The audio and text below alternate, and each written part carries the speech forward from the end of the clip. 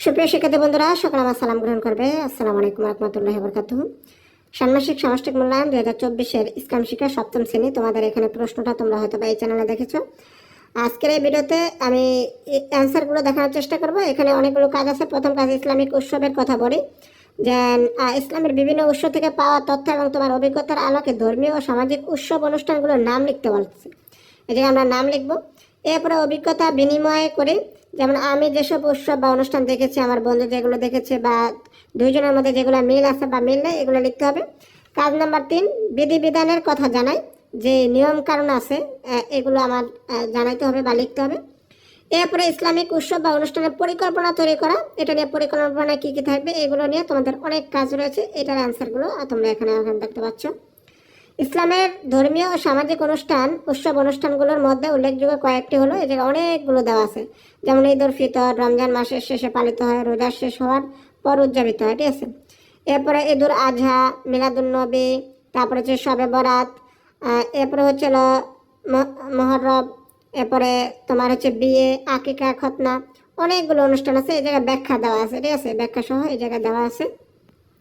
এছাড়া বিভিন্ন অঞ্চলে স্থানীয় প্রথা অনুযায়ী আরও কিছু উৎসব ও অনুষ্ঠান পালন হয়, এরকম মানে এই জিনিসটা তোমরা লিখে দেবা। যেন এছাড়া আরও তো অনুষ্ঠান হয় যেগুলো আমি দেখছি বা দেখি নাই। তো 8টা পয়েন্ট দিয়েছি, 8টা পয়েন্টের বেশি দরকার নেই। কাজ নাম্বার 2, অভিজ্ঞতা বিনিময় করে, যেমন আমার দেখা উৎসব অনুষ্ঠানগুলো, যেমন ঈদ উল ফিতর, ঈদ উল আজহা, বিয়ে, আকিকা। আমার বন্ধু যে উৎসব বা অনুষ্ঠানগুলো দেখেছে, ঈদ উল ফিতর, ঈদ উল আজহা, মিলাদুন নবী, শবে বরাত, তারপরে মহরম, এটা মহরম হবে। তাহলে এই জায়গায় বন্ধুর দেখা অনুষ্ঠানগুলোর সঙ্গে আমার দেখা অনুষ্ঠানের ভিন্নতা কি? বন্ধুর দেখা মিলাদুন নবী ও মহরম আমি দেখিনি, তবে আমি বিয়েতে অংশগ্রহণ করেছি যা বন্ধু করেনি, ঠিক আছে। যদিও বন্ধু অবশ্য বিয়ের অনুষ্ঠান দেখছে, এটা তো থাকে না। জাস্ট তোমরা উত্তরটা লিখে দিবা, ঠিক আছে। কাজ নাম্বার 3, বিধিবিধানের কথা জানাই। ইসলামে বেশ কিছু বিধিবিধান সম্পর্কে জানা ও সেগুলোর প্রয়োগ। দেখো, ঈদ উল ফিতর, নামাজ আদায় এবং সাদাকাতুল ফিতরা প্রদান।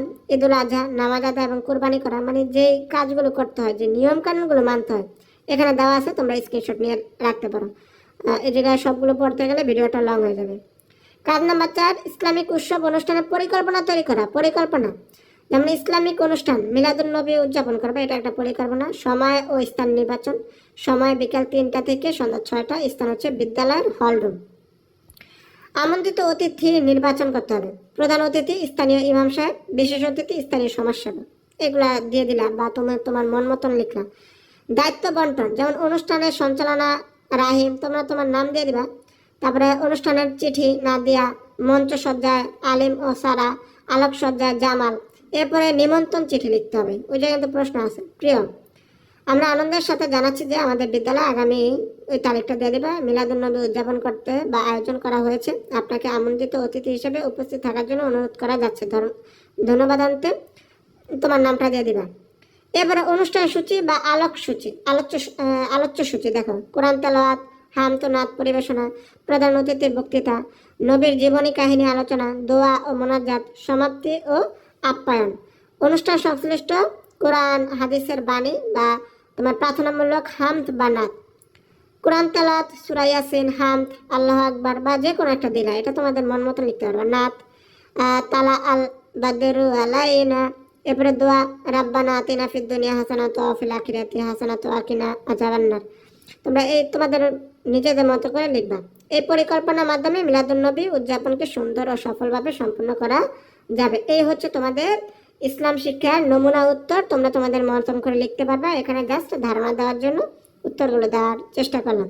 পরবর্তী বিষয়গুলো বা পরবর্তী পরীক্ষায় হেল্পের জন্য অবশ্যই ম্যাথ লিস্ট চ্যানেলটি সাবস্ক্রাইব করে সাথে থাকো। আল্লাহ হাফেজ, আসসালামু আলাইকুম।